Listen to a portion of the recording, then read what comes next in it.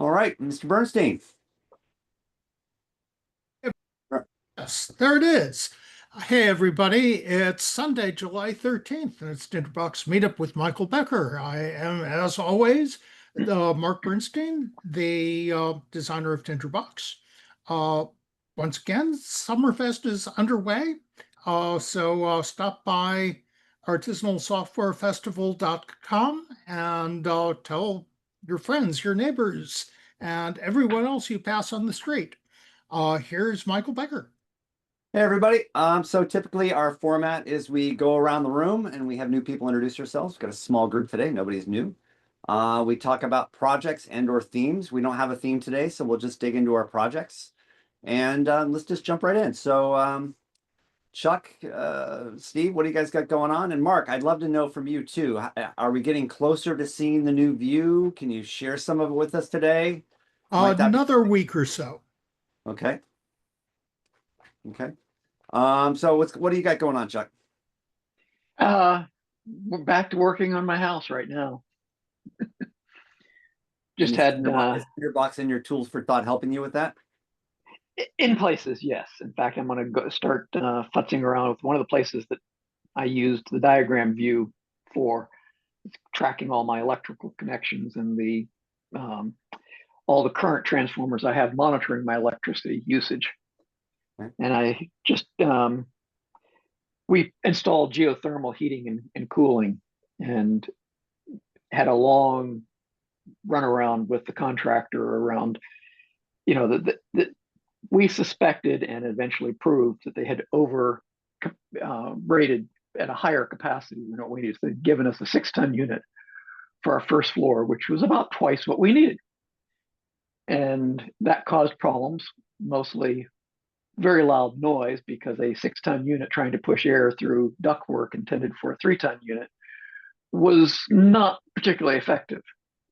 And to their credit, they eventually recognized the problem, admitted that I was right, and last couple of days they replaced our 6-ton unit with a 3-ton unit, and everything's just fine. And I'm having to finish up some of the work around protecting the geothermal pipes where they come into the house. So that's what I'm doing. No tinderbox stuff, sorry.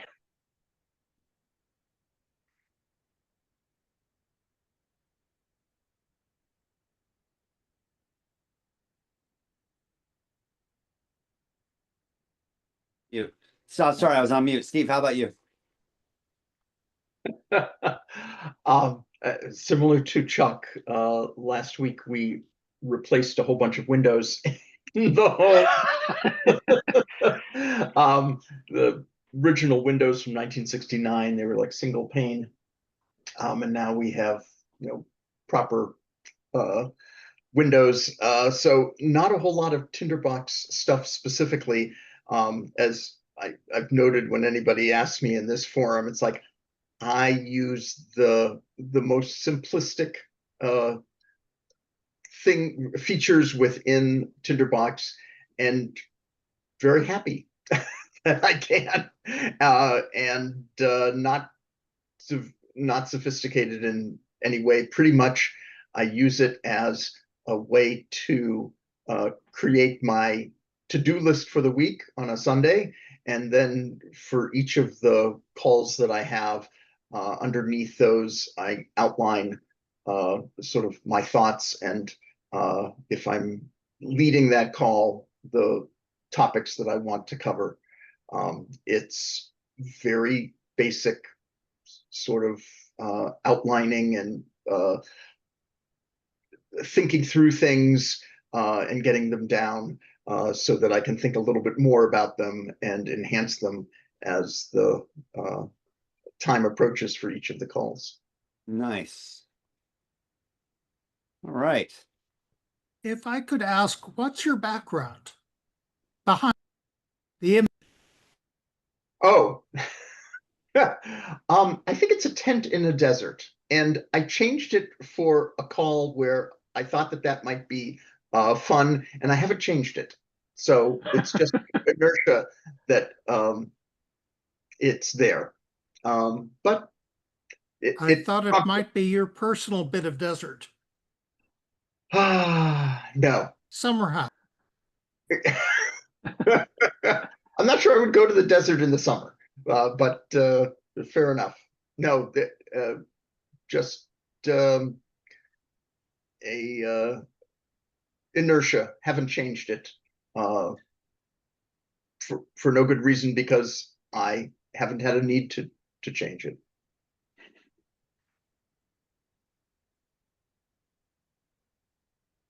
All right. Okay, and everyone, what do you got going on? I haven't heard from you in a while.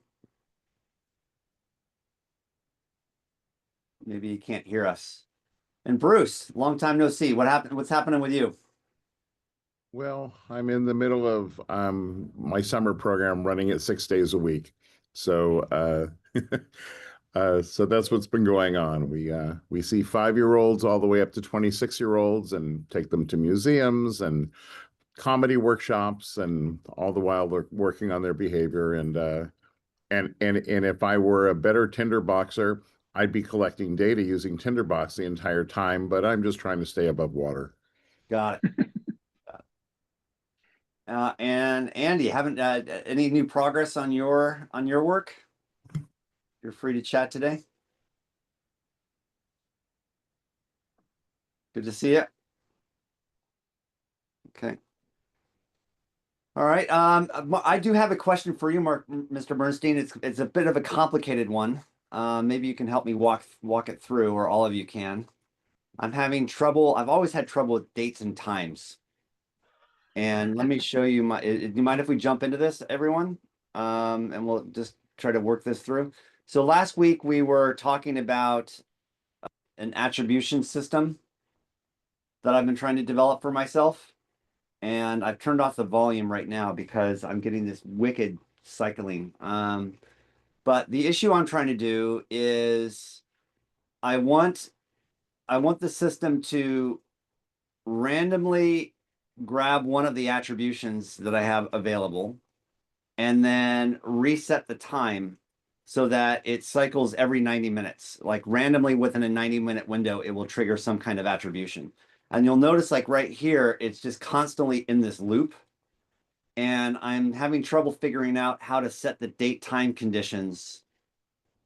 And what I don't want it to do is I don't want it running between 11 p.m. and 6 p.m. So when I leave my computer on overnight, I don't want it running overnight. But then I do want it running during the day in that kind of randomized 90-minute window. And I'm wondering, and I'm happy to, it might be easier if we set up a blank Tinderbox file to work through this exercise, just to get the timing of start date times. And how would you go about doing this, Mark? You're on mute. You're still on mute. Am I off mute now? Are now, yeah. Okay. Could you just let us read the code for a minute or Sure. so? Sure. The affirmation trigger time 5Cs takes what is IID? Where are you saying IID? What's it's the argument? It's the ID of the note. So it's taking The this container. Note. So this note has a date affirmation, has a time, and it's getting triggered. And I think the reason why I'm in this constant loop right now is because now it's stopped, which is interesting. Maybe it cycled through. So. Okay, so you pass it the ID of the container. Yeah. And yeah, go ahead. what's it being passed by? A rule? I'll show you right here. And it looks like it might have cycled through. So I think part of my issue is, okay, I had stacked somehow, because when my computer was off for 10 hours, it stacked up like 30 of them and wouldn't stop.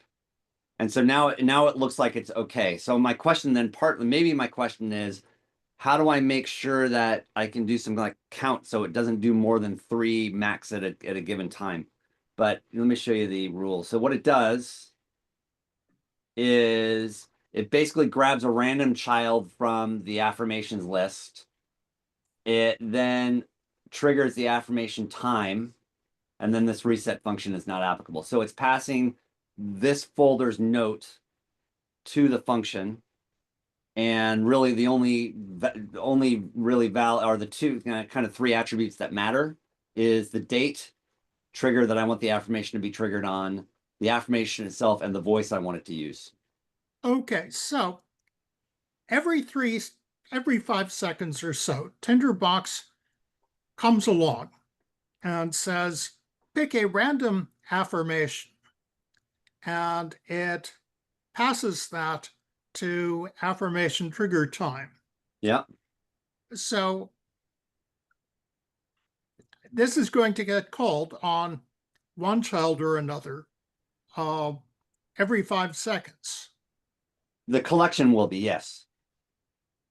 But I only want the voice triggered. I only want that. Yeah, here, let me do this. I only Okay. want the voice triggered at that time.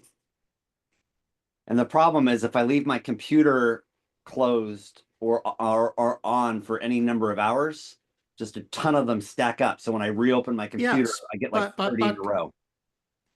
But again, I'm going to take out the randomness and just call it, we right now, we pass it affirmation A. Yep. And in 5 seconds, we pass it affirmation B, which will be set for today 5 seconds later. And then No, in 5 seconds from the then, timing is set here. No, the affirmation that gets spoken is being picked every 5 seconds, but the time is actually supposed to be calculated here. okay. So we start out and so date affirmation is the old date. And if it was between 6 and 23, that's during the day. Right. What I want basically, if it's, is that I want, what I'm trying to do here is not have it push the start hour of the affirmation to like 6 a.m. plus the random number, so that when during the night, it's just going to like schedule it at some time, some 90-minute window between 6 a.m. and 7:30. When the if of this, the if clause, Yeah. at what time of day will it be true? Well, I'm getting confused by the timing. So this is basically saying this would be true, my understanding, if it's less than 6 and greater than 23. And so if that's the case, then set the date, time. Yes, but no hour in the day is both less than 6 and greater than 23. Oh, got it. So this needs to be an or. Yep. Okay. So now if it's in the middle of the night, we set it for 6 o'clock, and Plus a random interval number of 90 right. minutes. If it's not, then we say it. Yeah. And we add some random number of minutes. Yeah. Maybe it was just the or statement that was that's causing me or the and statement that was causing me the problem. I mean, that's certainly going to be a problem. Okay. Let's see where I'm at. So if I say now. I am grateful. I slow down and reconnect with what is real. Okay. And then if I do that and I come back, so now, oh yeah, okay, so it worked. It was just that and statement because now it pushed the next one back 90 minutes. And now I can wait for the next one to happen. Hooray. Okay, so it's just that and statement. Yeah, Steve. I think you've kind of events have overtaken this, but I was going to suggest from the code standpoint, have just the code that is keeping track of time, and have that code then trigger whatever it is that, the interval that you want to have it. And you've sort of have it combined together in what you're displaying right now, dealing with the speaking of the the attribution. Well, not really, not really. This Yeah. this block only considers time. And it's setting the interval dates. And if the time is right, then this code block triggers what is actually set, which is what is actually spoken. Okay. Yeah. Yeah. Okay. So it was the and thing. I couldn't see the and in front of my face, but this is kind of fun. So what happens is while I'm working, if I say now, I get Tinderbox to rest. I return to stillness. I get Tinderbox to give me an affirmation to bring me back to the present and to make me focus on what's going on right now. And so I get those randomly throughout the day, which is actually quite nice. And then what I've done is I figured out now, and then once I fix that, if I can go up here and fix that, whoops. And that way, using the new installer concepts, I can grab this, pull that in here, and we now can add an affirmation utility into any Tinderbox file. So that will be the next thing. And then I've played with this as well, where you can actually run a test. I don't think I have it in here. You can run a test to actually test what the voice is. This is how my voice sounds. So then I've like built a little test Samantha, this is how my voice sounds. that you can actually then trigger to like be able to experiment with different voices and hear how they sound and all that. All right. Thanks for the help. Appreciate it. Frederick, what's going on? Haven't heard from you in a while. Yeah, I'm not really doing much right now, I'm afraid. No worries. And Peter, you got anything going on? I always forget to turn the mic on. Well, I think I'm going to try to use Tinderbox as a front end for writing parsing expression grammars. Mainly, I want to use it so that I can automatically generate a bunch of test cases for the Bun test runner. So I'm playing around with that. Maybe in a week or so, I'll have something to show you. All right. And while we're here, I mean, we've got tons of time, and it's always fun just to jump in and do an experiment. So does anyone have like a project that they want to, or an idea that they've been, I have one that I'll come up with, but before I suggest it, does anyone have a project or idea that they've been wanting to think about or play with or experiment with Tinderbox? Yes, no? All right. Let me go back to then what I was suggesting before. Mark, is there a way, how would you suggest we go about modifying adding a protection, if you will, in my affirmation script so that no more than 2 can be stacked up or no more than 3 can be stacked up while the computer's, pseudo asleep? And the idea I have is maybe I let it run. I put in an if condition where it parks them into a queue. And then if that queue gets greater than say 3, stop. Would that be the right way to go? You're on mute. Yeah, your queue is just a list. Right. And you put things at into the list if it's doesn't already have 3 things. And then later when it's time to have an affirmation, you pop off the first message on the list. Got it. And then replace it with a new one. Okay. All right. So I'll have to build some kind of queue mechanism because it's really annoying when I wake up my computer and like 20 of them go off at once. Yeah. It defeats the purpose. It creates anxiety and not calmness. Another way to do this is not to queue the messages, but have a configuration note which has a count of the number of pending affirmations.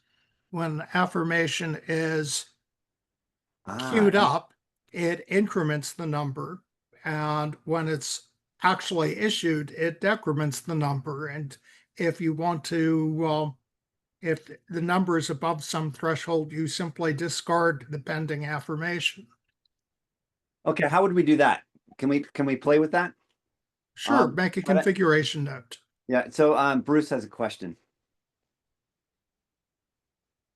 You're on mute, Mr. Bruce. No, I was going to propose a project, but I'm kind of out of sync right now with what you're doing. So Oh no, I'll don't. back. Let's do your project. We can come back to mine in a minute. What's your project? Okay. So I've had this idea, relates actually to data collection, within my summer program, well, with all my programs. I have multiple staff. The staff are observing kids. And obviously I can't use Tinderbox for each person. Number one, we have portability, but if I were to use drafts or even better Apple Notes, because they all have iPhones, and have them basically create a structured file. So it'd be data input and it would be according to a particular format. And, you know, it would be a CSV format, for example. They can figure out how to put a comma in place. And now it's going to go somewhere. Is it going to go to Google Drive? Is it going to go to Dropbox?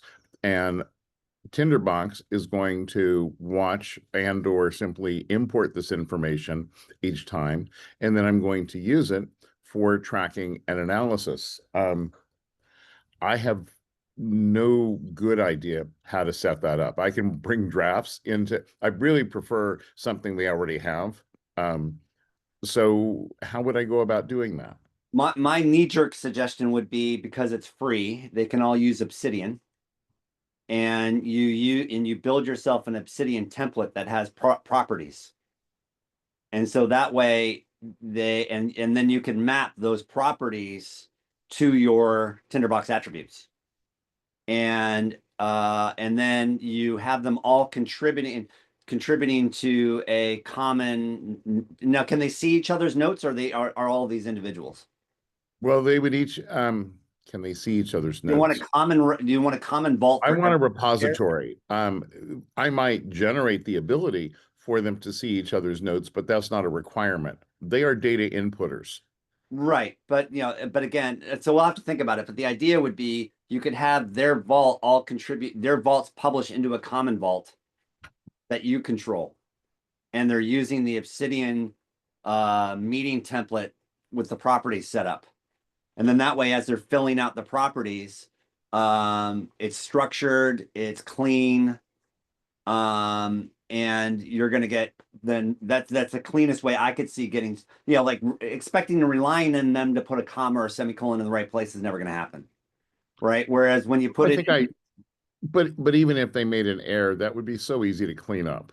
I appreciate the Obsidian idea, and it's a possibility. The direction I wanted to go in is using something they're already familiar with. So somewhere between iMessage and Notes. then try a Mark Google. had a thought as well. Then try a group Google Docs file or something. Go ahead, Bernstein. Yeah, there is a facility in Notes to share notes. So they could you have a fairly straightforward, name, issue, narrative, separated by commas or double slashes or whatever. And they share those with you. At the end of the day, you pile those all into a big text document and drop it into Tinderbox and let Tinderbox parse it. And for the initial, so you're thinking we just do that with shared Apple Notes? Yeah. Okay. I just checked and it looks fairly straightforward. I never actually shared an Apple Note, but it's a built-in facility, so why not? Nice. If I wanted to simplify it for them and or structure the data a little bit, we use six letter codes, for example, to identify our students. And if they were able to choose from a drop-down list, that's no longer going to be Apple Notes.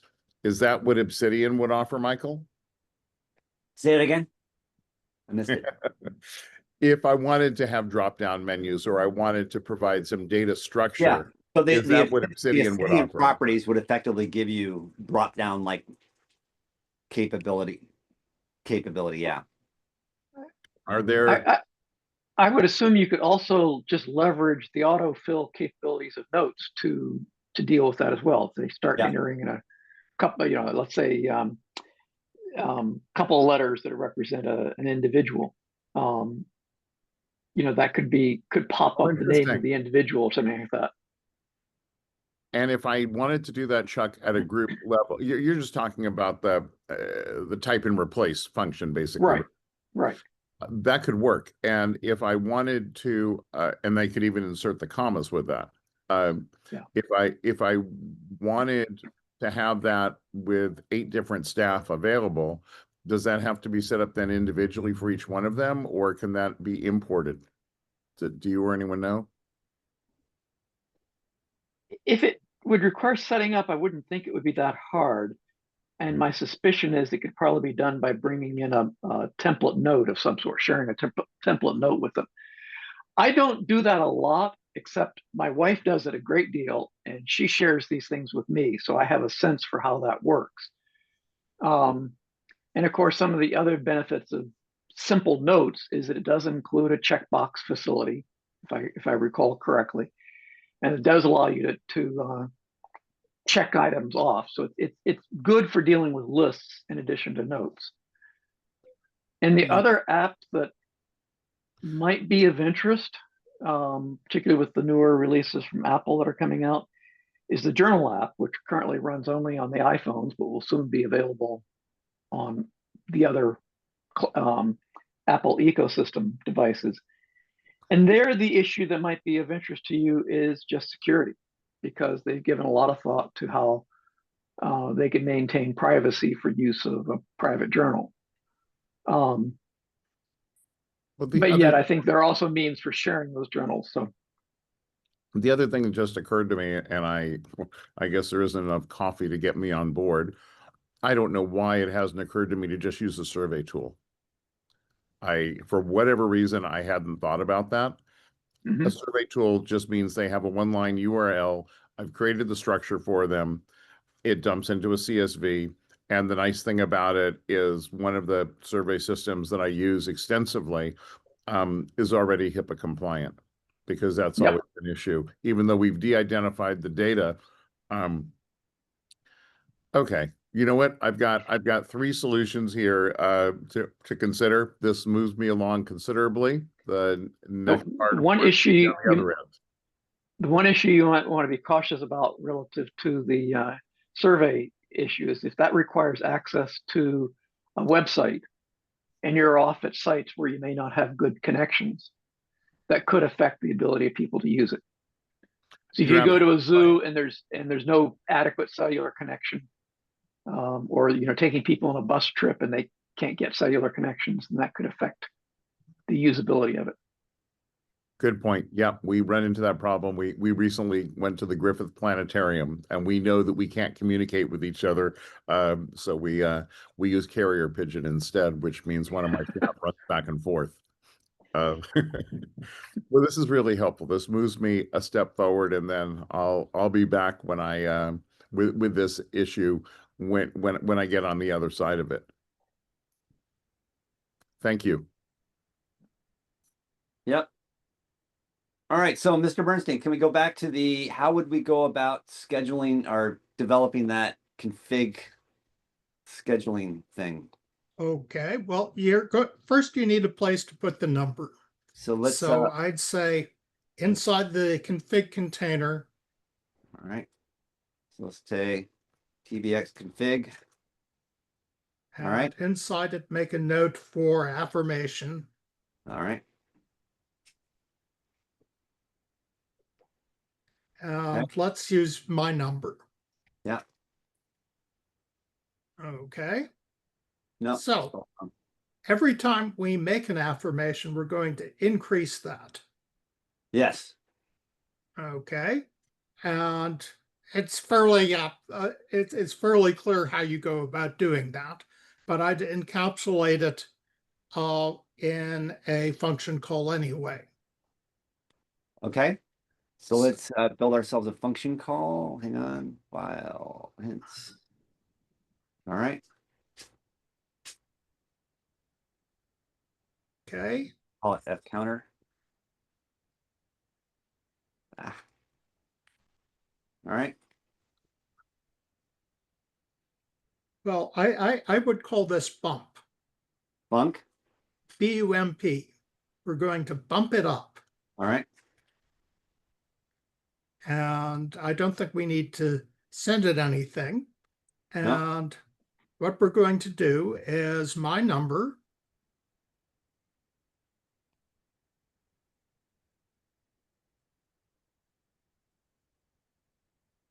Yep. and we want of /tbx config /affirmation.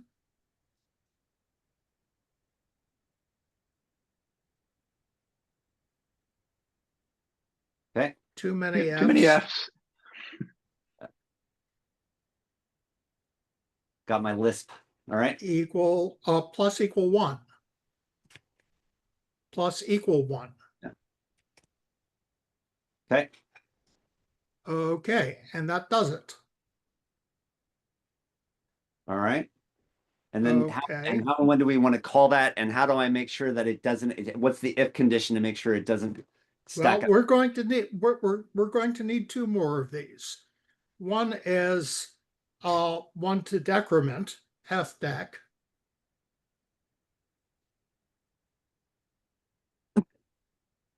Okay. Which does the same thing, except it reduces the count by 1. Okay. And now we want the getter Okay. function fget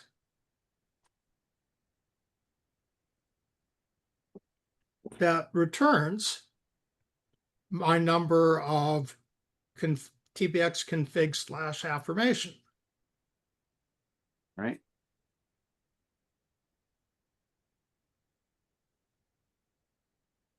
Return. Do I, is it You this? don't want the assignment. No. No. You Okay. just want to return. Okay.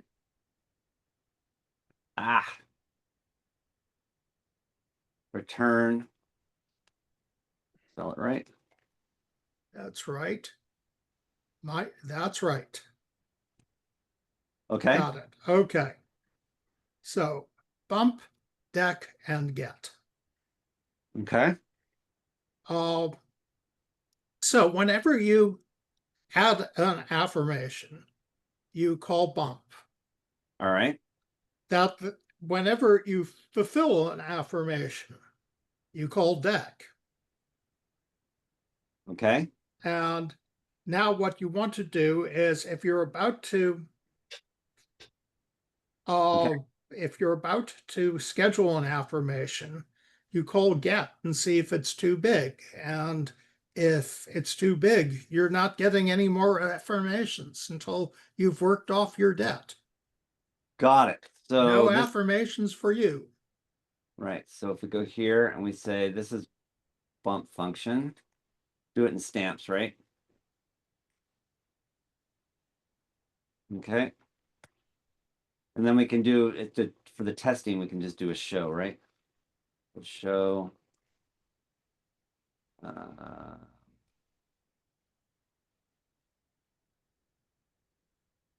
Show that. And then that should show us what the was. So if we do this, and this is function deck. All right. So we should be able to see the numbers going up and down when we call these, and then so let's just test it. So if we do that. Whoops, no, oh, I'm doing plus, sorry, not apply. If I do, oops, if I do this, so if I bump it up, I got 1, 2. All right, so that's bumping. And if I decorate it down,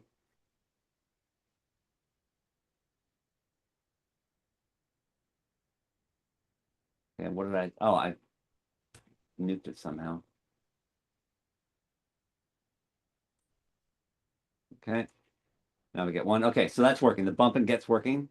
So then, how do we test the get? What do I want to write here? One way, well, you could just show of get. Okay. Oh, or just show f get. Right. Okay, so we're getting one. I do a bump. I'm going to get two. Yep. Okay. So that works. Notice in your diagnostic shows that you're referring to the hard-coded place where you're keeping this count. And you'd be better off using fget. Ah, yeah, sure. Got it. So I basically do this instead of there. Okay. I like that. All right. And then how do we put the F condition around get? Just say it if it's less than 3 or Yeah. If get's less than 3, do one thing, otherwise do something else or ignore it. okay, so F get is less than 3. Do this. Oh, this is interesting. Okay, I get it. Else. Well, I'm not sure that show returns anything. No, let's do this. I just left it there for now. So F get is less than 3, and then say Showing is fine there, but if show isn't going to work, yeah. What do you mean if showing's not going to work? well, what does show return? Well, right now I just want to test this, right? So this should say goodbye. Right. Look at the if clause. Yeah. What are we asking is less than 3? If the get is 3, so if the But no, I'm it not. literally is saying if the value of showing fget is less than 3. Got it. Oh, I see what you're saying. So this show shouldn't be there. That's the error. Got it. And you've got the nope, No. you've got that's right. Now get rid of the one you just added. Yeah. Got it. Got it. Okay. So by doing that, so it's less than 3, so we should get a hello right now, which we do. And then at some point, if we bump that up to 4, and then we do this, and we're going to say get a goodbye. Yeah, okay. And so then I just drop in the affirmation calls functions in there, and we're good. All right. I can play with that. That works. So the thought that occurred to me is that if I understand what you're really trying to do, you've got a list of affirmations that you want to draw from, but you just don't want that list to get greater than 3. Well, I want the affirmation list to draw from to be maybe 100, but I don't want the queue of them being verbalized greater than 3. So what happens is when I close my laptop, the clock is running, and if I leave my laptop open for 6 hours, then it's queuing up a bunch. And don't you ever want to get rid of the ones you're never going to use? I don't want to get I use all the affirmations. I don't want to get the ones that have been unnecessarily queued. And I don't mind like 1 or 2 going off when I open up my laptop. It's kind of nice, but I don't like 20 going off. Gotcha. Okay. Because that's annoying. I'm just going to observe that in a sense, the larger picture of what you're trying to do is a classic push and pop on a stack. And you could certainly build that with a list and not have to maintain a counter per se, but just build a push pop operation that would not go beyond 3. Yeah, I think that was pops. Mark's original suggestion. And then he said the alternative way would be to do a config like this. Yeah. All right. Cool. I'll try playing around with incrementing that, see how it works. Okay. Anybody else have any other things they'd like to explore this week? I've been insanely busy, so I've not been able to prepare for anything to chat with. Peter, you have a project you want us to Okay, I have an idea. Could we use Tinderbox as a file watcher to run a command when one of the files in the folder that we're watching has changed? What I'm thinking of is a folder that has a bunch of markdown files in it, and if anything changes in the markdown files, then run pandoc to generate a PDF from the markdown.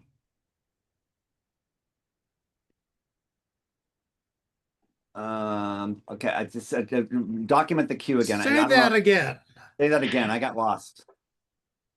Okay, have Tinderbox watching a folder on disk that contains markdown files, and if the markdown files get changed, have Tinderbox recognize the markdown file was changed, then use run command to call pandoc to generate a PDF version of the markdown note. Sure. So I'm not sure. Go ahead. Oh, why not? I mean, could you just do this as a cron job that checks the timestamps? But then they wouldn't all be inside of Tinderbox. Okay, yeah, you want to. I want inside of Tinderbox. Yes. So in other words, how would you? So the question is, can Tinderbox monitor the change date of a document in the watch folder?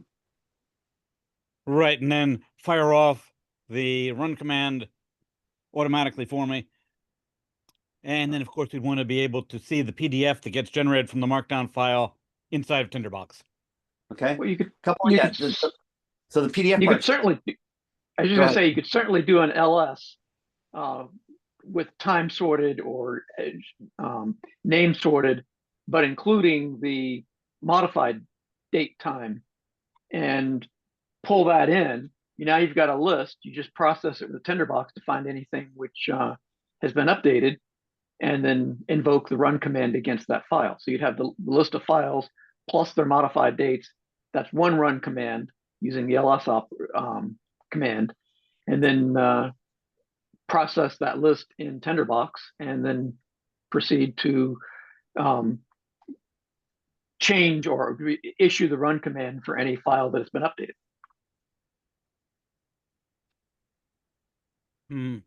See, I'm sort of like picturing the Tinderbox watch folder recognizing the change itself, and then based upon the note representation of the external disk file, realizing there's been a change and then firing off the command without having to go through ls.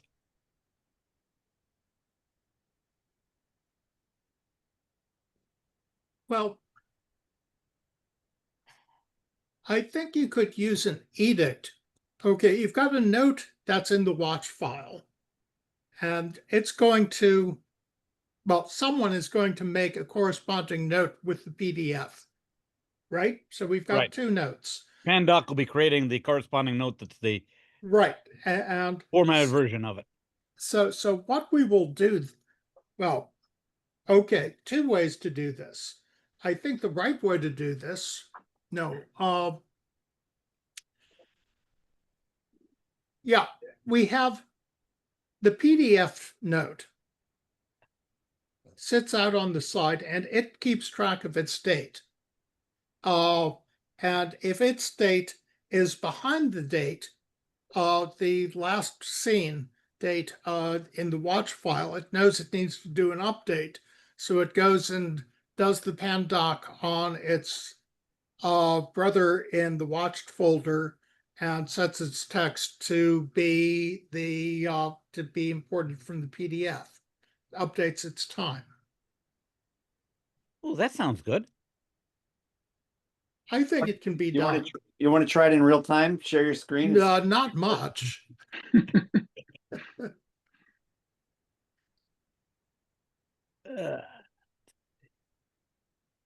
I think it's relatively straightforward, but yeah, where we're setting up pandoc chains and stuff, that's going to require a certain amount of fiddliness.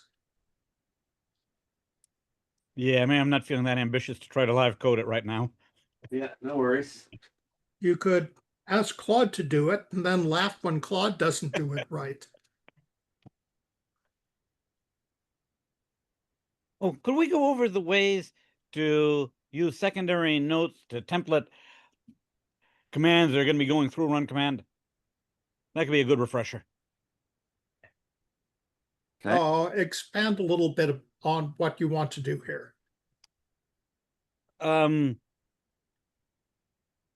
Using a note as a template to generate the actual command that's going off to run command. Okay. So you're going to use exported string, which takes 2 arguments, and I am forgetting their order, so I'm just going to look it up.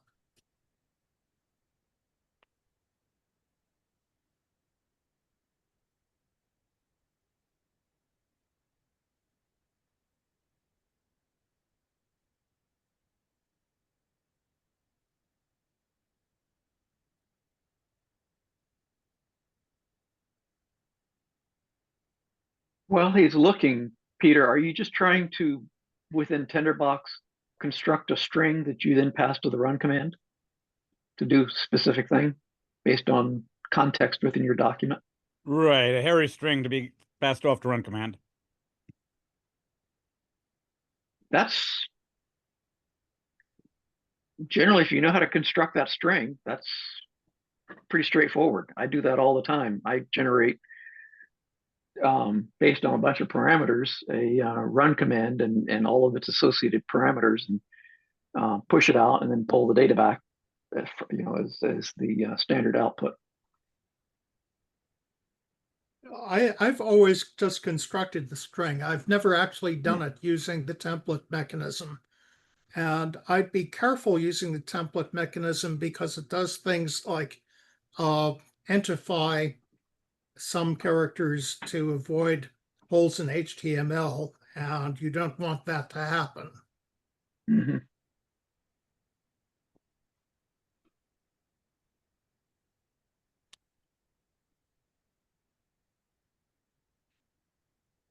What you're saying is you've got the double escaping problem. You've got whatever it is that export does, and then you've got to worry about what bash or z shell is doing to try and deal Yes. with collisions with character and semantics.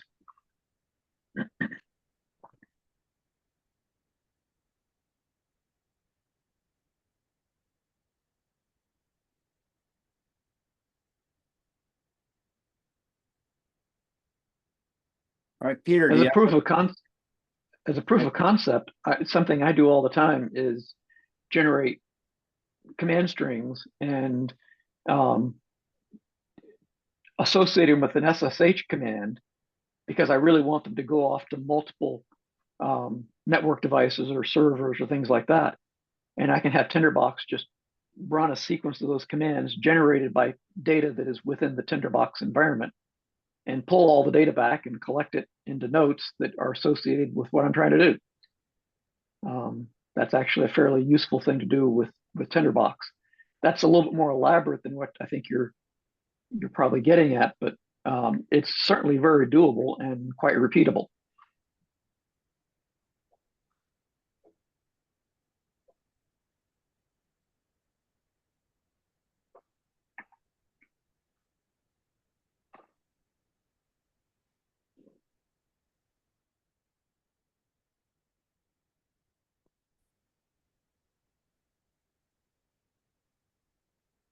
I've been going down the rabbit hole with different file watchers inside of JavaScript, and it's been infinitely frustrating. So I started thinking to myself, gee, do I really want to be doing this in the IDE, or would it make more sense to tackle it in Tinderbox instead?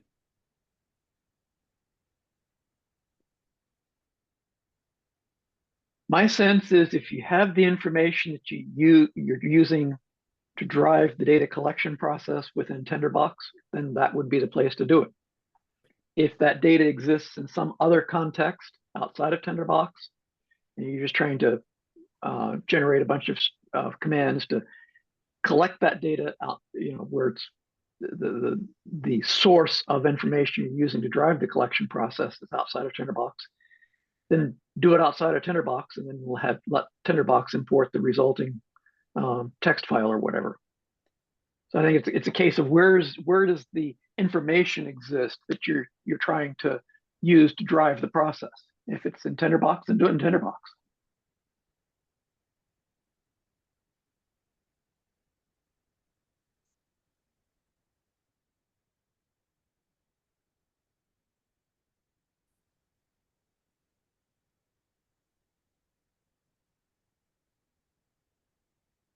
I'm still thinking about Michael's problem. When he closes his laptop and Tinderbox is queuing up all of these things, is there any way to prevent that from happening? The computer is on and Tinderbox is launched, but the lid is closed. And basically, Tinderbox is doing what Tinderbox continues to do in terms of executing edicts and so on. Yeah, Tinderbox does run edicts and rules at a reduced schedule when the laptop is sleeping but not shut down.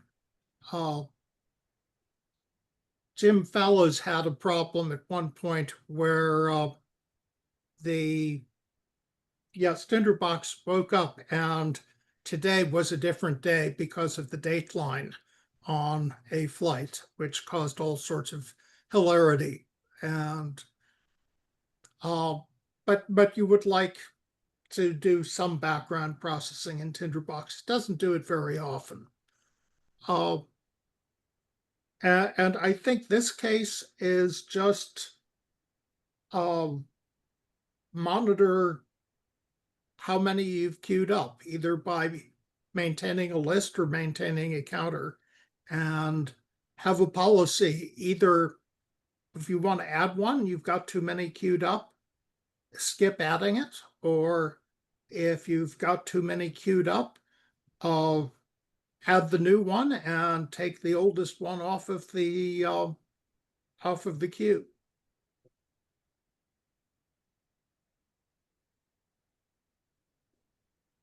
I was thinking more along the lines of, as you said, the edicts and rules run less frequently.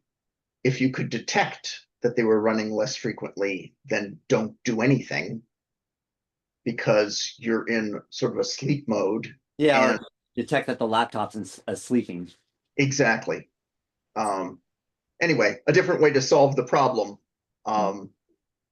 Maybe there's something useful there, though, if Tinderbox could have a command that would give you a small dictionary or some other report on current status of your system. Like, are you running off battery? Are you in sleep?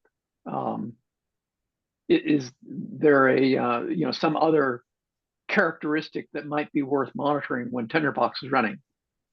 That might be a useful addition to Tinderbox.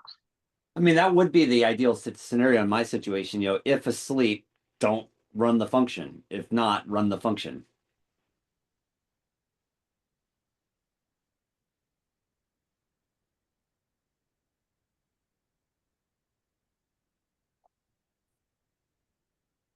What are your thoughts on that, Mr. Bernstein? I'm making a note of it. Okay, good. Awesome. Perhaps another way of doing it is, how can we detect when Michael is interacting with Tinderbox? Or do you want the affirmations to happen no matter whether you're in Tinderbox or not? So if we could detect, basically, a note has changed, that Michael has changed, then, but if it hasn't, then don't run the affirmation. Sort of the flip side of the laptop is down. This, in in this sense, would be detecting that Michael is actually interacting with a Tinderbox file. Well, could we have an agent look for the latest date that any note in the Tinderbox file has been updated and use that time as a gauge? So if the most recent update is more than so many seconds, is less than so many seconds ago, then we can assume that there's some heavy editing going on. Of course, if the edict or rule is running no matter what, it might be making updates without Michael's interaction.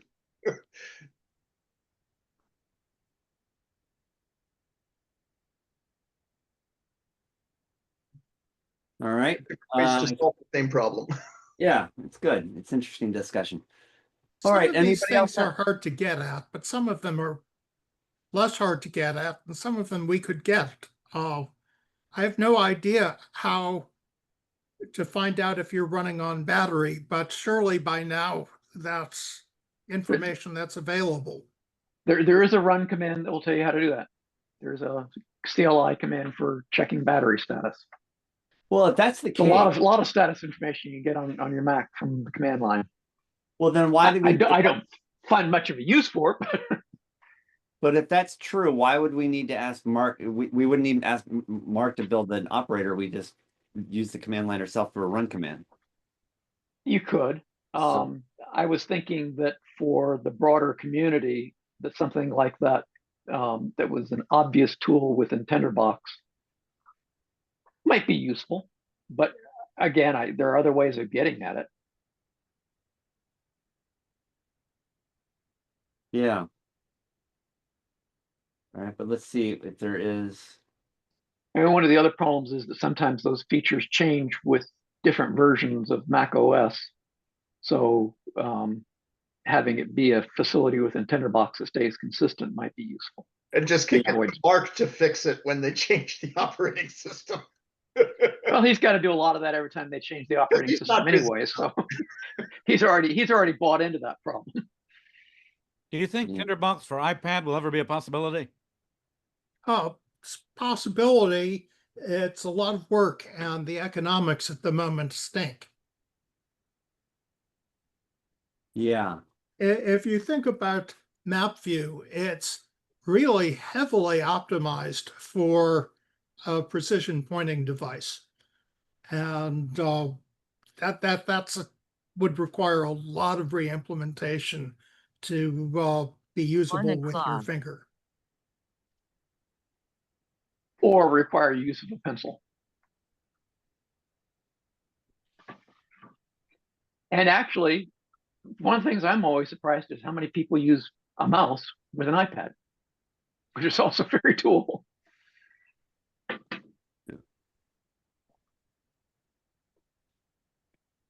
All right, everybody. Well, we got about a half an hour left. We can keep having a dialogue, or we can just have a shorter week. What would you like to do today? I'd vote for a shorter week because I got to get back to my projects. All right, let's go for a shorter week then. So thank you for the dialogue, and hopefully we'll do some more next week. Yep, have a good one. All right. Bye all. Have a good time, everybody. Bye. Bye-bye.